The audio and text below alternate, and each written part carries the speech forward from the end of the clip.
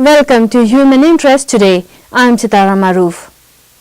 As we all know, this week Americans remembered the victims of the September 11th terrorist attacks. An uneasy remembrance for all Americans. A nation with many distinctions, many classifications, yet one and indivisible.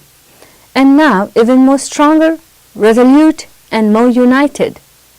Since this is the first airing after the September 11th anniversary, we'll take a look at three such memorial events. So coming up today, Maryland Governor and Lieutenant Governor joined victims' families, friends, and other local and state officials in a community remembrance organized by Montgomery County. Religious leaders and experts came together at an interfaith remembrance for victims at the Muslim Community Center. They talked about the commonalities in their faiths and encouraged people to get to know one another. And for many of us, the acquaintance with other communities has just begun. At the University of Maryland, students spoke words of wisdom in many ethnic languages. उम्मीद है कि सच्चाई हमेशा झूठ पर गालिब रहेगी. May truth overcome falsehood. میتن شبیتخون یه تار خزاک میپاتا. May trust be stronger than fear. بگذاریم تا نفرت جای خود را به عشق دهد. May love conquer hate.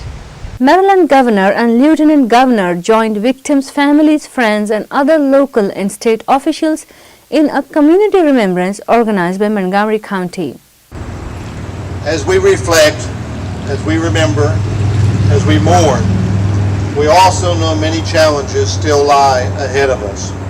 Protecting liberty while ensuring security, the continuing pursuit of those responsible for this terrible attack and their supporters, and helping to end the poverty and the lack of education and the lack of opportunity that nurtures the seeds of hatred and extremism and religious fanaticism. Family members of three victims remembered their loved ones. I know Darren chose to stay at the Pentagon, in his office and at his post, not because he had to, but because he wanted to. He knew it was his duty to stay and help during the crisis. Even after his office was attacked, his colleagues who survived regrouped and continued their work in another location.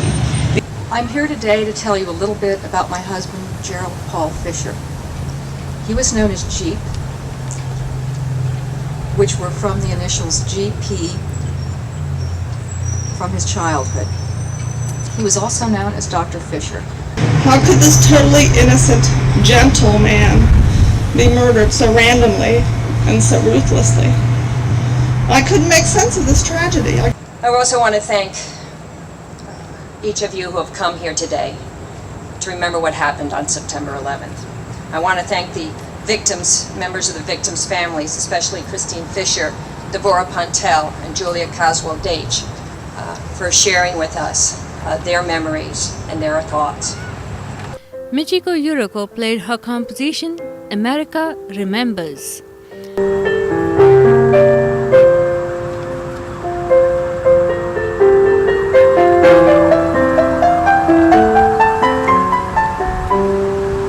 Everyone joined in to sing God Bless America.